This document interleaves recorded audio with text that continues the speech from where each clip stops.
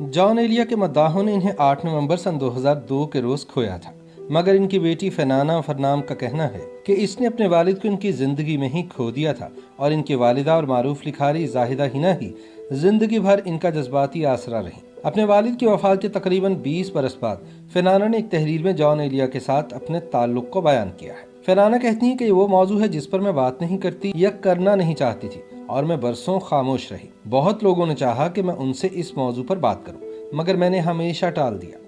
इसकी वजह यह थी कि मैं समझती हूँ कि ये बहुत ज़ाती नौइयत की बात है और अपने घर की बात मैं दुनिया से क्यों करूँ।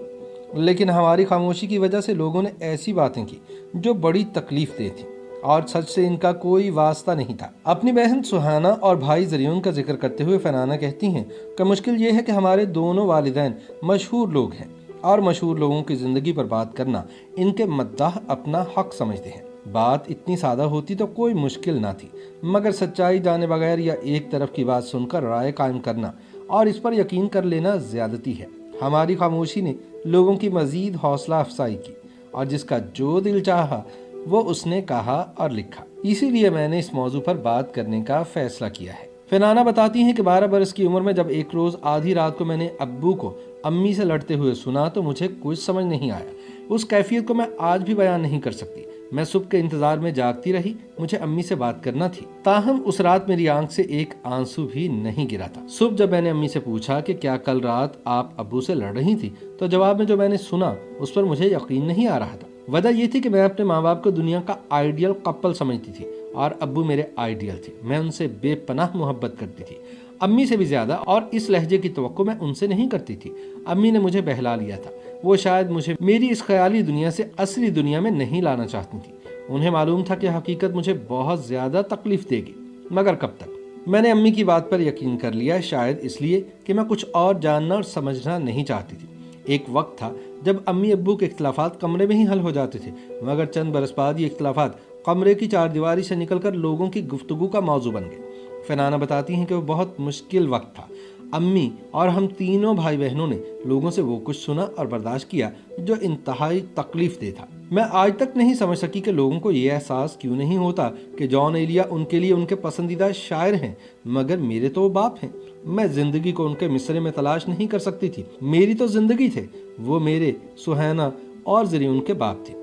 हमें शायर जॉन एलिया नहीं बल्कि हमारा बाप जॉन एलिया चाहिए था जो कहीं खो गया था। हमारे वालिद ये भूल जाते थे कि हम किस जमात में पढ़ रहे हैं या हमारी उम्र कितनी है। उन्हें हमारी सालगिरह भी याद नहीं रहती थी।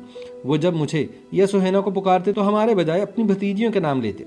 अबू ना तो खुद अम्मी को कबूल कर सके और ना उनके खानदान ने अम्मी को कभी कबूल किया, इसलिए कि अम्मी अमरोहा की नहीं थी और ना ही वो शिया मजहब से ताल्लुक रखती थी। इन बातों की वजह से अम्मी अब्बू में वो फासले पैदा हो गए जो वक्त के साथ बढ़ते चले गए। अब्बू के लिए बात हजम करना भी मुश्किल होता चला गया कि वक्त के साथ साथ हमारी अम्मी जाहिदा हिना की शोहरत में भी इजाफा हो रहा था। अब्बू बहुत पढ़े लिखे इंसान थे और उनसे ऐसी सोच की तवक्को नहीं की जा सकती थी। फनाना कहती हैं कि इसके बाद मैंने अब्बू के साथ उनके मुशायरों में जाना छोड़ दिया, क्योंकि जब लोगों को मालूम होता कि मैं किसकी बेटी हूँ तो सरगोशियाँ शुरू हो जाती और जो कुछ मुझे सुनना पड़ता उससे तकलीफ होती। जब नवीं क्लास में इम्तिहानी फॉर्म आए तो मैंने घर जाकर कहा कि मैं अपना नाम तब्दील करना चाहती हूँ।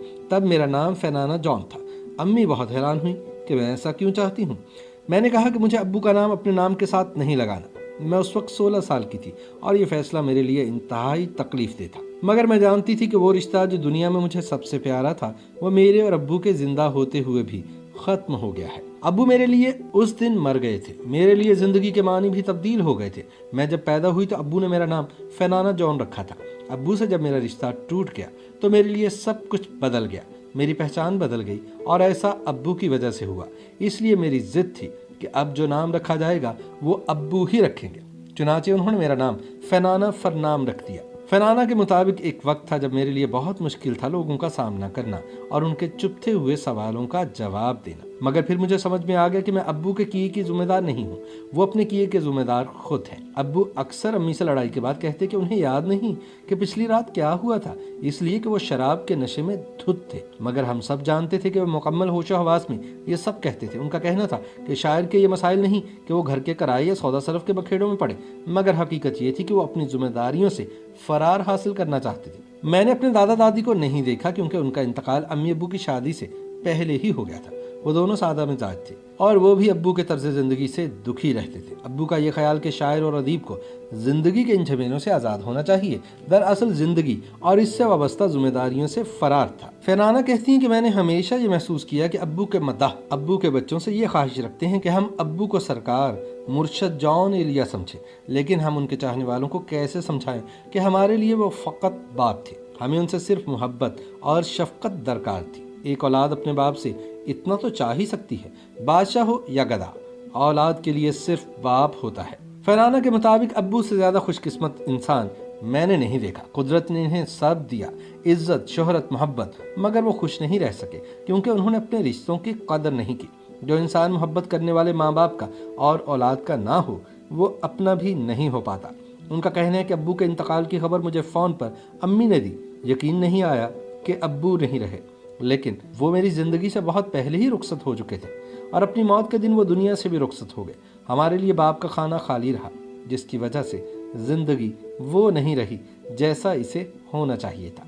ताहम अम्मी हर कदम पर हमारे साथ रहीं। लेकिन ये भी सच है कि आज मेरी बेटी मेरे अब्बू की शायरी पढ़ती है और मेरा बेटा भी कॉलेज से आकर बताता है कि उसके दोस्त मोहब्बत में नाकाम होकर अब्बू जान की शायरी पढ़ते हैं।